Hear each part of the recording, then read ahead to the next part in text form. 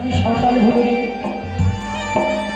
জননীকে আমি কথা দিয়েছিলাম মাগো, শুধুমাত্র একটি নিশির কারণে রাজপ্রাসাদের পরিত্যাগ করে ছুটে যাবো সাঁওতাল ভুলে পবিত্র বাসর ঘরে।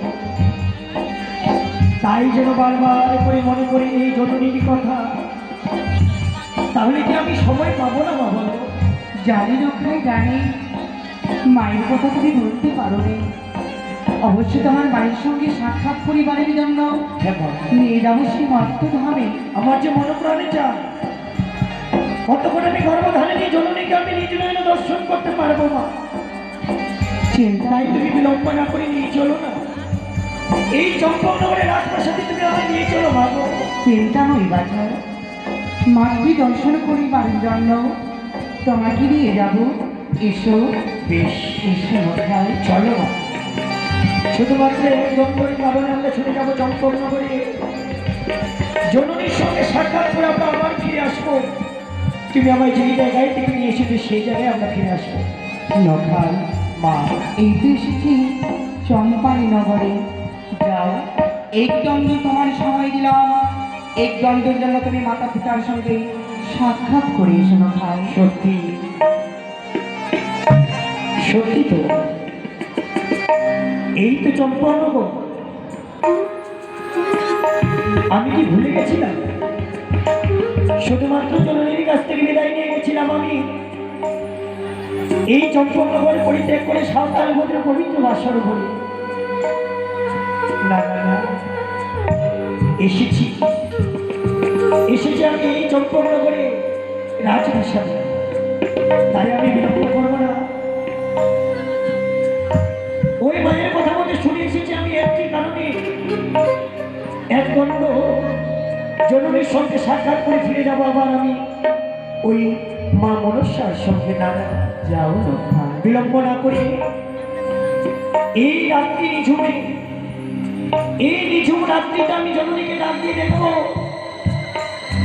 আমার গাড়ি সারা দেয় কিনা, আমাকে চিনতে পারে কিনা যে আমি সীমান্তুল্লভ লক্ষিন্দর এসেছি ছুটে রাজপ্রাসাদে। মা রক্ষায় জানি জানি মা জানি, এই রাজপ্রাসাদে পরিত্যাগ করে ছুটে যখন যাই আমি সাঁওতাল ভূমি পবিত্র বাসর ঘরে তুমি আমায় বাধা দিয়েছিলে, কিন্তু কিন্তু পিতার আজ্ঞা পালনের কারণে আমি ছুটে গেছি ওই সাঁওতাল ভূতের। তাই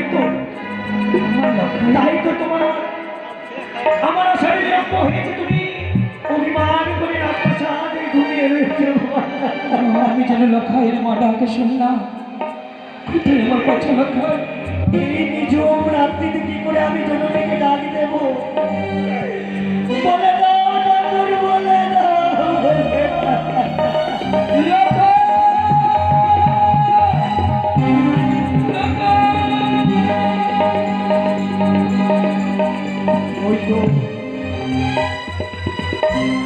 ওই তো জননীর কণ্ঠস্বর আমার কর্ণে ভেসে আসে। না না, এই মুহূর্তে নিঝুম রাতিতে আমি জননীকে ডাক দিয়ে দেখবো দেখবো আমার নাকি সারা দেয় কিনা এই রাজপ্রাসাদে। মা গো, এসেছিস বাছা, আমি জানতাম ঠিক তুই একদিন আমার বুকে ফিরে আসবি। মা জানিস বাচ্চা, সবাই বলে নাকি তুই কোনোদিনই ফিরে আসবি না, কিন্তু আমার দুঃখের প্রতি আমার হইল, আমার দুঃখের ঋণ শোধ করতে আমার লক্ষায় ফিরে আসবে। এসেছি মা, আয় খোকা, এসেছি। আমার বুকে আয়। তোমাকে আমি কথা দিয়েছিলাম নিশির প্রহার হলে ফিরে আসবো আমি আমার এই রাজপ্রাসাদে। এই নিঝুম রাত্রিতে দেখা করার জন্য এসেছি তোমার কাছে ছুটে। চেয়ে দেখো না এসেছিস যখন বাচ্চা, মা, তোরে কেন রে? জানিস লক্ষা, বলো। তোর জন্য কেঁদে কেঁদে আমি পাগলের মতো হয়ে গেছি। সত্যি সবাই বলে নাকি সোনকা পাগলিনী হয়ে গেছে, আমি পাগলের নয় বাচ্চা। তুমি কি পাগলিনী হয়েছি? এখন রাত্রি নিঝুম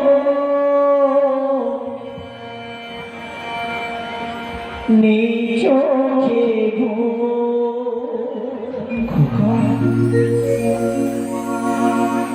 রইলাম রাজটা প্রাসাদে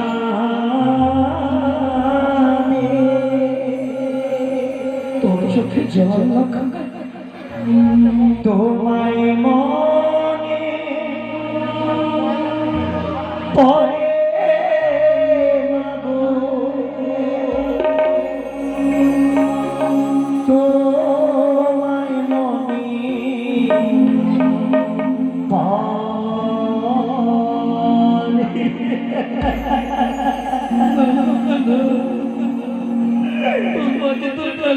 এখন রাতি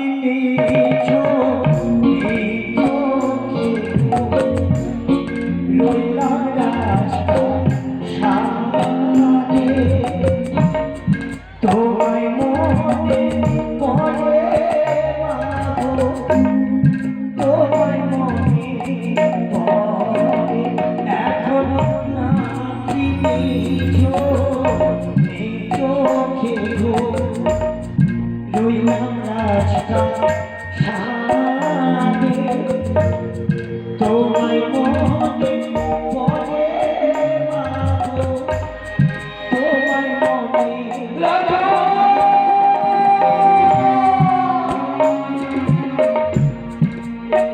এসো এসো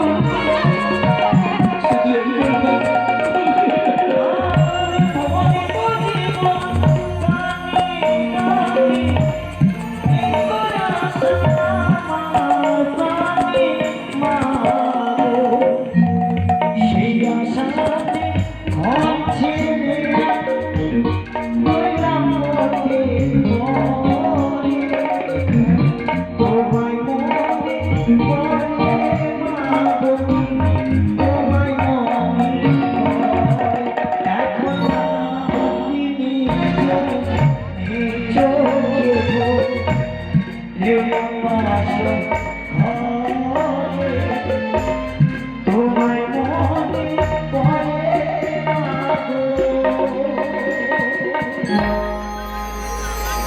তোমায় মনে পড়ে। জানো না, আমি যে জায়গায় রয়েছি সেই জায়গা থেকে অনেক শান্তি পাই। তুমি কি জানো না আমি কোন জায়গায় রয়েছি? ওই শান্তির জায়গায় তুমি আসবে না মা, বলো? সন্তানের সুখে মাতা পিতার সুখ রয়েনি, যেখানে তোকে ভালো লাগবে তোর মাকে ঠিক ততটাই ভালো লাগবে। বেশ, কোথায় তুই ঘর বেঁধেছিস? তাই যদি হয় মা, আমাকে নিয়ে চলো। এসো।